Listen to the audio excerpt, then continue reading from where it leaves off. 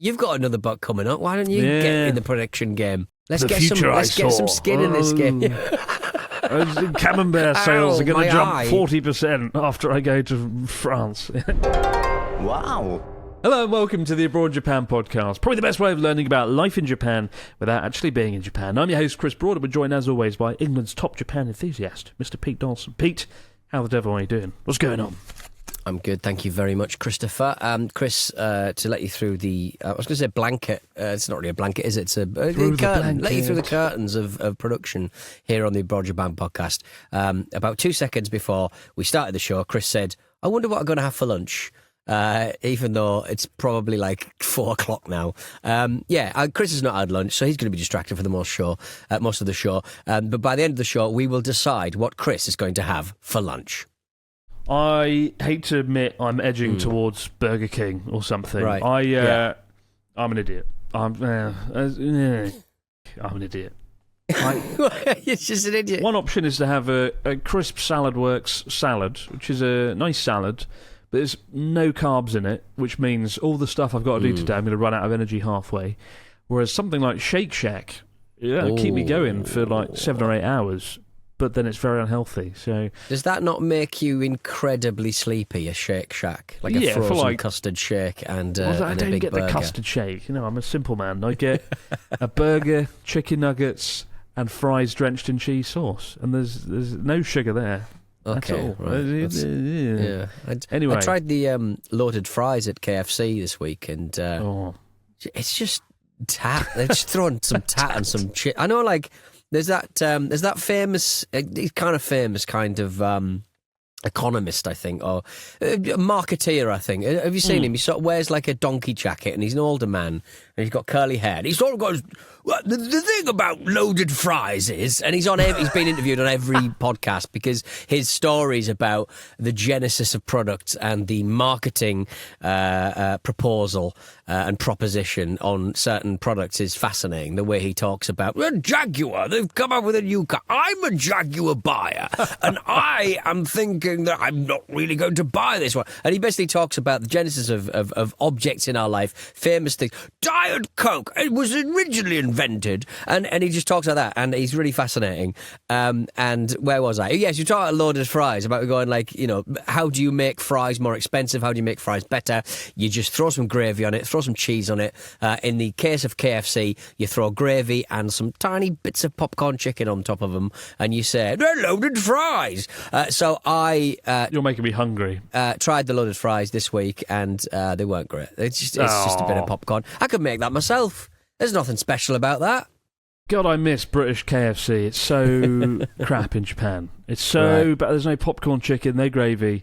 I don't know what they're doing. The Colonel's turning in his grave in Arkansas. Gravy's a real miss, but I think as long as you got the spicy wings and the sort of the creamy mayonnaise dip, sorry to make you even more hungry, Chris, where I say creamy mayonnaise dip. I am, as long as you got that, I think you're absolutely fine. So far today, I've eaten like a banana and some water, and that's not good enough, is it? It's not good enough. And the banana-flavoured water is in your belly. The banana in the water. Yeah. Have you seen, to switch the subject, have you seen all these AI videos that have been coming out this week because Google released, what was it, VO3, and the internet is awash with often photorealistic video footage now with audio, because until now AI video hasn't had that functionality, and it is very unsettling how quickly this has come out of nowhere,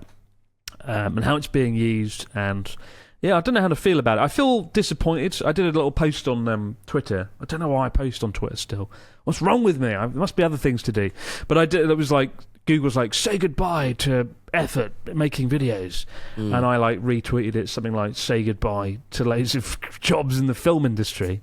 And like, it's been really interesting talking to people about this, right? Because I think AI is going to obliterate a lot of jobs, and it's coming for creative jobs, people in the creative sector as well, in a way that maybe I didn't anticipate early on. For example, a good friend of mine who's a film director, who's just made a critically acclaimed film. He was able to make that film because he took a lot of commercial work, making like adverts and commercials for companies. And now I feel like a company is not going to spend £200,000 on a commercial when they could spend $2,000 to have somebody maybe work up something on a computer with a few prompts, something that's engaging and weird. And people are kind of like, oh no, that will never happen. But I saw a video of it was like a ridiculous video about a child who's made of plastic bottles. I think I sent it to you, right? Right. Yeah. And it's so... Well, it's sort of so engaging to look at that I think the time will come where people don't really care if something's AI and something's not. It's going to slowly creep in, But in the meantime, it's very unfortunate for people in the creative sector as well, artists who are going to lose their jobs. And just, somebody like me who, when you film something, you've got so many things to factor in, right? The lighting, the sound, colour grading, all that stuff. It takes a team of people on a TV show or a film or a commercial shoot. And now you can do that with a sentence whacked into a screen. And while it may not be there yet, where will it be in a year or 2 years or 3 years? So it's really upended my sort of thinking and my dreams of wanting to be a filmmaker. I feel like it's sort of blown a hole through it, because it's like, is there any point, Because in 3 years, you could just type it into a fucking prompt and hit enter. Do you think that there's always a place for shortcuts for naff products?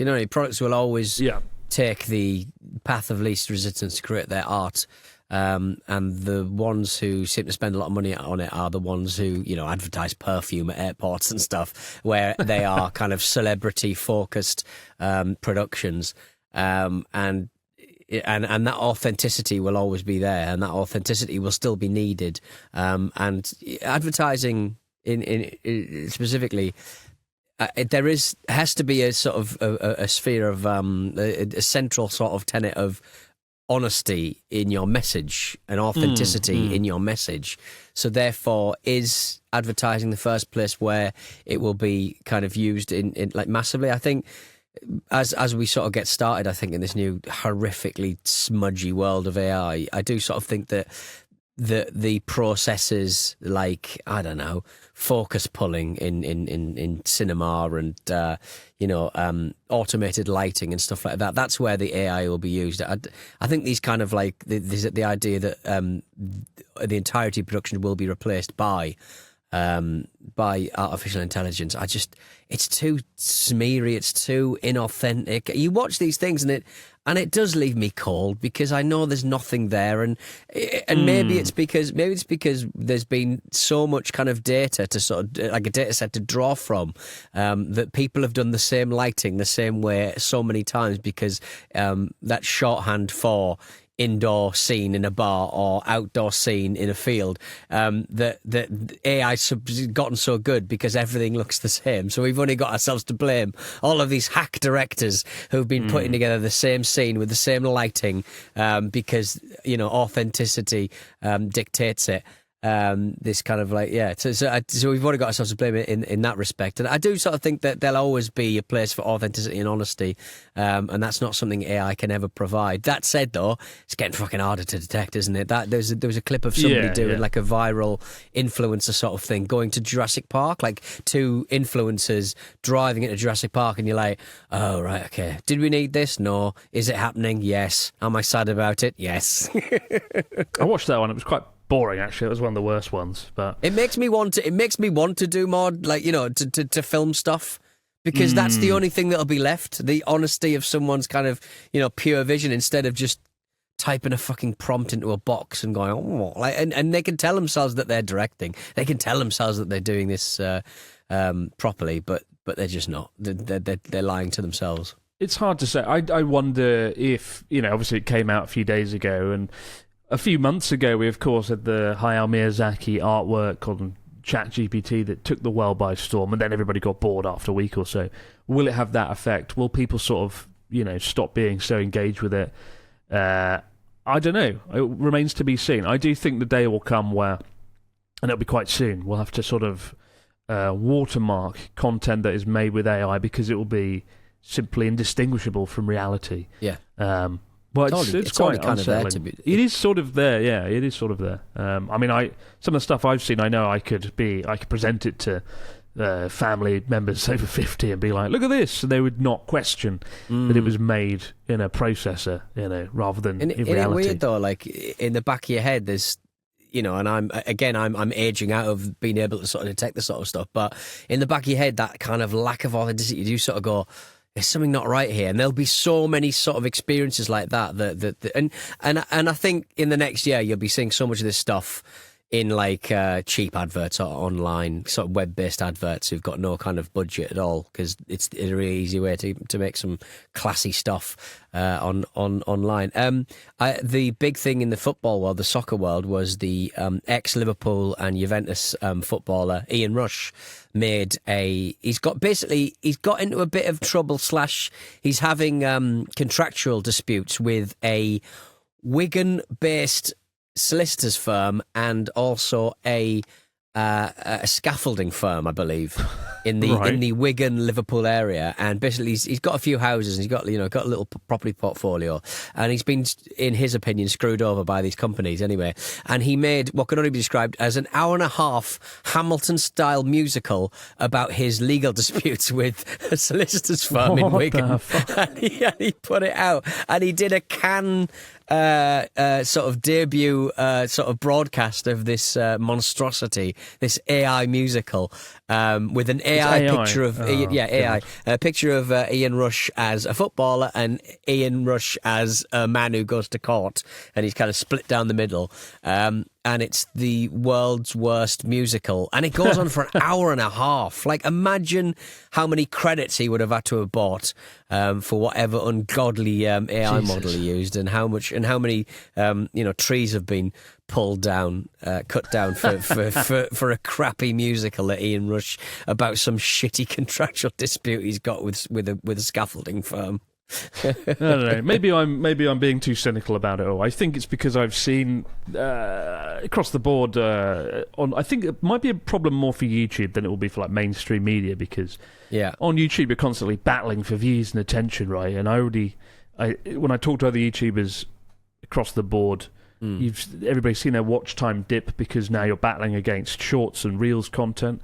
You've got streamers as well, and now you've got another tier of content, and it's going to be AI content that's going to be pulling viewers away. So there is no AI Natsuki. There's no AI that can create Natsuki. There's no AI that can create Chris Broad. So don't worry about it. When there's a central charisma to your property and your product. I don't know. I think an AI could crack Natsuki dialogue quite effectively. Wow, so fuck. It'd be quite easy to crack, unfortunately. Don't believe that for a second. It's not exactly E equals MC squared to crack good Natsuki dialogue. God bless him. We got a question, a story from here from Brent from Texas, who says, "Dear Culinary Chris and Provisions Pete, in July 2024, I set out on what was meant to be a dream Japan trip, complete with a Mount Fuji climb inspired by Chris and the aforementioned Natsuki.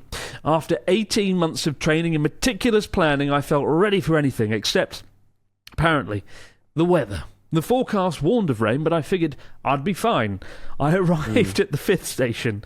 I mean, rain would put me... When we did our climb almost 2 years ago now, rain would have derailed the whole project, because when you're 4 kilometres in the sky in a thunderstorm, you don't want to be there. The forecast warned of rain. Figured it'd be fine. I arrived at the 5th station in full water-resistant gear, hiking pants, a windbreaker, and crucially, a cotton hoodie. At 8:30 a.m, the rain began. An hour later, it hadn't stopped. Fueled by optimism and delusion, I began my ascent, confident it would clear up in no time. 2 hours in, the truth hit like icy water down the spine. Literally, my hoodie had soaked up water like a sponge, thanks to an unsealed windbreaker. I ducked into a restroom, apparently a no-no, to change, only to discover my backup clothes were also soaked. With 2 hours to go until my hut, and already soaked to the bone, I trudged onwards and upwards, damp and defeated. I made it to the hut just in time to get warmed up. Cue mild hypothermia and full body shivering. The rain finally stopped by nightfall. Miraculously, I summited the next morning and caught the sunrise, which made it all seem worthwhile. That was until I started the descent. Oh, God. With a waterlogged backpack, soaked backups, and a plastic bag of drenched clothes in hand, I began the 5-hour gravity-defying, knee-destroying journey downwards, nearly tossing all my belongings off the mountain in the process.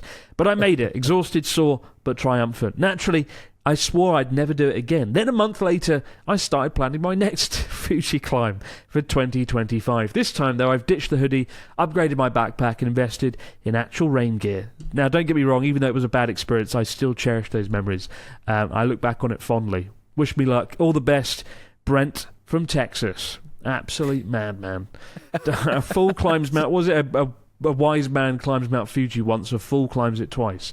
Don't be a fool, Brent. Don't do it. I wouldn't have done it a second time if Natsuki hadn't been there, to be honest. Not in a cotton hoodie anyway. Yeah, just icy cold. Do not like icy cold, wet weather while you're walking up Mount Fuji. I mean, there's been so many news stories this year about climbers who have got into a bit of bother climbing at Mount Fuji, and I'm glad you're okay, Hardy Brent from Texas. Hardy, but yeah, there was the Chinese dude that went up when he shouldn't have done. He got rescued. Then he was like, I forgot my phone. And he went all the way back again.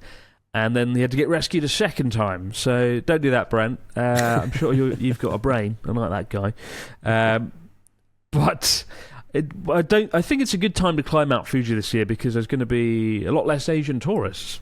Because of this ridiculous news story doing the rounds...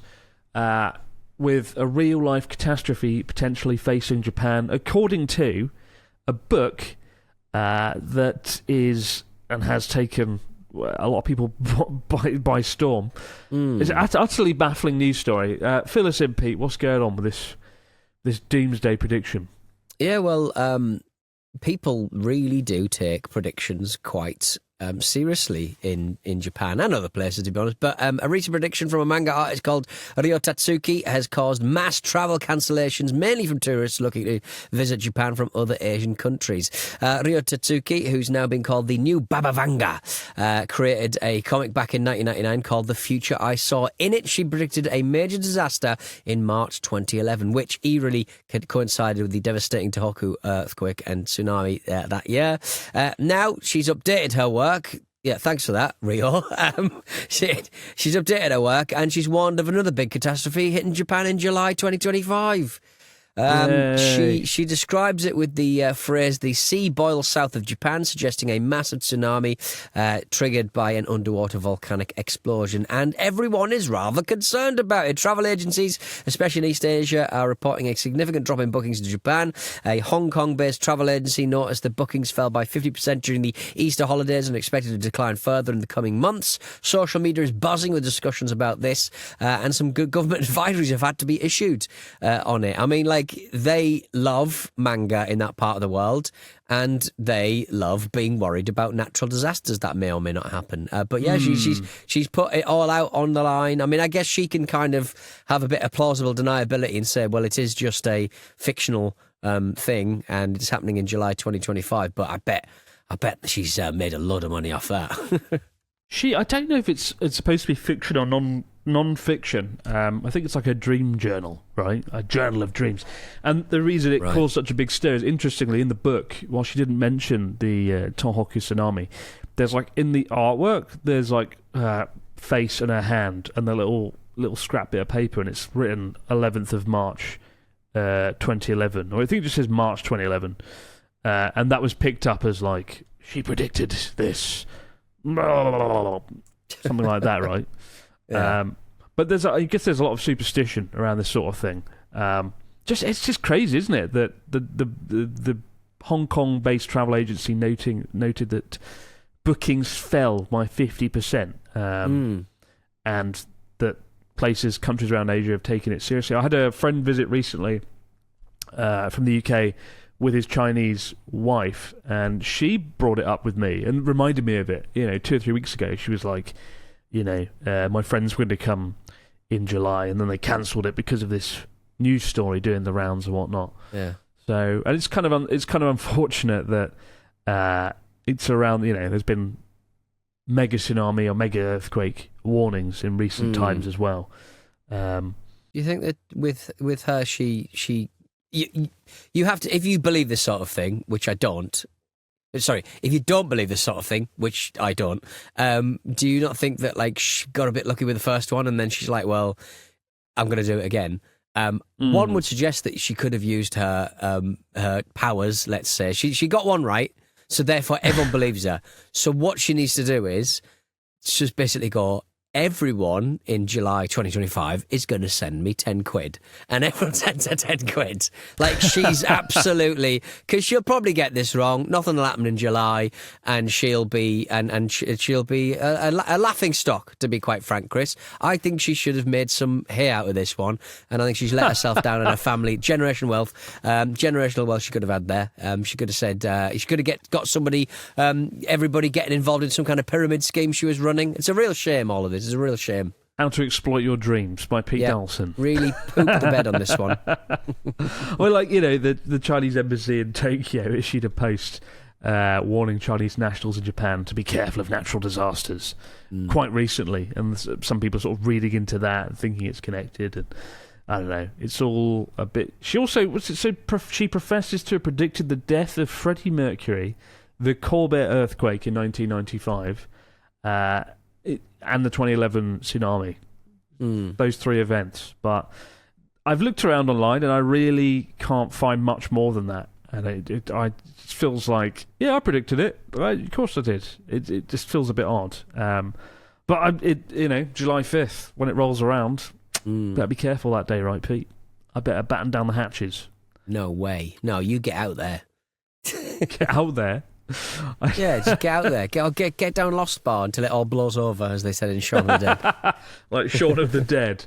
Sit down, have a few cocktails, and just wait for the inevitable to arrive. Yeah. Oh man. But there you go. The artwork does look quite creepy, though. It's like this girl, and she's like covering her face with her hand. And she's like, "No, make it stop." And it's the book's called Watashi ga Mita Mirai Kanzenban, The Future I Saw, the complete edition, which is the newer version. She apparently predicted the death of Freddie Mercury as well, which is a big shout as well. Yeah. There you go. Who else does she predict the death of? How does this work? Did you have a dream and like Freddie Mercury's just dead in your dream? She's like, shit. If I told my mate that I had a dream that, you know, I think Freddie Mercury's going to die, you'd be like, why are you being horrible? Why are you being a fucking prick? Why is this person being a prick? Yeah. Oh, dear. Fucking hell. Dear. Well, let's find out. Let's find out what happens. Ridiculous. Maybe another book deal will be coming soon. Yeah. Let's see. Have another book deal coming. You've got another book coming up. Why don't you get in the prediction game? Let's get some skin in this game. Camembert sales are going to jump 40% after I go to France. It's like absolute bollocks. Oh, they're rubbish. Anyway, well, she'll have the last laugh if something goes down July 5th. Let's hope it doesn't, touch wood. Or somebody does something because of the book, maybe. That'd be, you know, like that movie. What's it called? Unbreakable, with Samuel L. Jackson and That's Bruce right, Willis. yes. Still not seen that.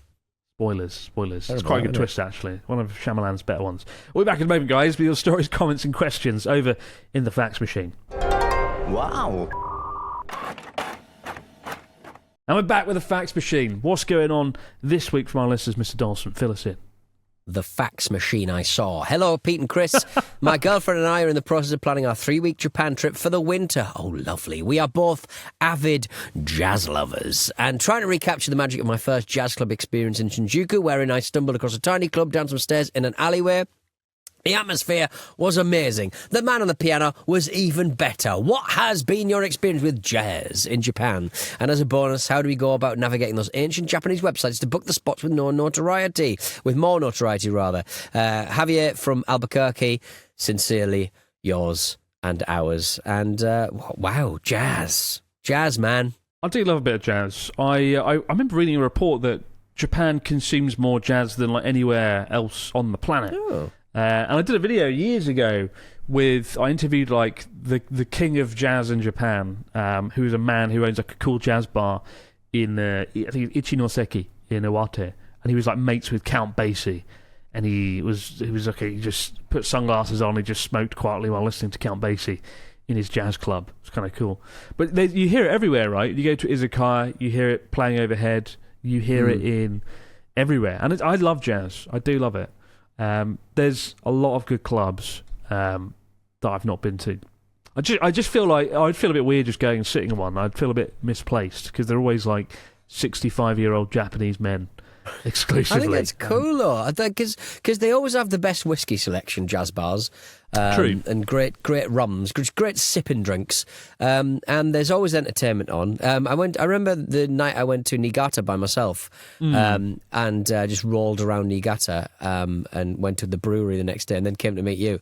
I went to a place called Jazz Flash, and just sat and watched a jazz pianist on a grand piano. I don't know how they got this grand piano through this tiny bar, Jazz Flash, in Niigata. But if you're ever in the Niigata area, Javier, do go to Jazz Flash because it's great. And it managed to squeeze an entire grand piano in a bar about the size of a grand piano. Don't know how they did it. Must have basically taken it apart, reassembled it like a ship's bottle. Yeah, incredible. But yeah, I do like it. I do like a jazz. If I'm somewhere by myself, I will occasionally go to a jazz bar because just watching some incredible musicians do their thing, and drink some excellent drinks, and just the ambiance is always very good, and everyone looks cool. These jazz cats. Absolutely. There's a good one in Tokyo called Salt and Peanuts. It's pretty cool. I'd recommend that one. Right. Check that out. Salt and Peanuts is a Nice. good one. That gets my vote. We've got one from Chris. Good name. Hello, Chris. And Pete, a friend of I don't know why I ran out of Pete's name there. Forgot what he's called. A friend and I would like to visit Japan, but apart from my basic Japanese learned from various anime, we don't know any. Is it worth us spending a bit more time learning the Japanese language before we visit, or do you think we could get by with anime knowledge alone and a bit of Google Translate? Much love, Chris. I think it's a tough language to learn, isn't it? Learn your arigatou gozaimasu, your konnichiwa. You learn that basic stuff just as a matter of courtesy. You know. If you're not living out there, I gave up a long time ago learning more than beer, please. Sorry, where's the toilet? It's just that's all I need. What's beer, please? Teach us Japanese. Biru onegaishimasu. Amazing. Ipai biru onegaishimasu. I don't know. There you go. Give me a beer. I'd say learn your basics just as a point of common courtesy, right? And it'll go down well. It'll go down well. Finally, it's fun doing a bit of learning, isn't it? It is fun, yeah. It is fun learning Japanese. It's a fascinating language. I love learning it, even now, 10, 12 years down the road. Finally, Zane says, "Hi, Chris and Pete. I've just received my placement from Jet. Oh, wow, congratulations. I've been accepted onto the scheme. I'll be placed in Toyama. What do you recommend I do while I'm in Toyama? Are there any must-see locations or things to do? What nearby prefectures should I visit? Keep up the good work, Zane from New Jersey. You lucky sausage. Toyama's beautiful. You've got the North Japan Alps towering over the city. You've got black ramen, which is the local dish. Don't know if you did try it once, and then you probably don't need to go back. It's extremely strong. There's a few things I've never done there that I've always wanted to do, like go to Kurobe Gorge, which is the biggest dam in Japan. It takes like 2 days to get there. Yeah, I love their gorges in Toyama. And you've got Kanazawa next door, like one stop away as well, which is one of my favourite cities. So, pretty fucking cool place to live. You lucky sausage. They've got a, speaking of lucky sausages, they've got a special dish based on the firefly squid that basically float around, and they've got some kind of luminescence module in them that lights up the sea, and the Japanese around about that way, they go, delicious, let's have a bit of that. They also have road sprinklers. So out of the grates in the floor, there's like these things pop up and start spraying, I guess, some kind of water or fluid to get rid of the ice and the snow. So that's if you're there in the winter.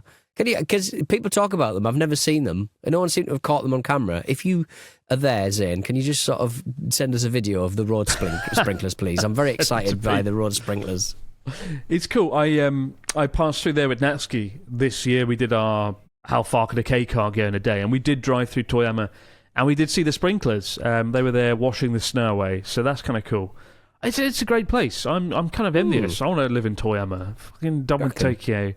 Get me out of Tokyo. Get me to the countryside. Toyama's magical. A really, really beautiful place. Best of luck to you, Zane. You're in good hands there. And enjoy it. Best of luck to you. Keep the stories, questions, comments coming into BrawnJapanPodcast@gmail.com. If you're getting on the Jet programme anytime soon this year, let us know where you end up. It's always fun to see. But for now, guys, have yourself a great few days. We'll see you right back here to do it all over again on the Abroad Japan Podcast. Bye for now. Have a good one. Bye.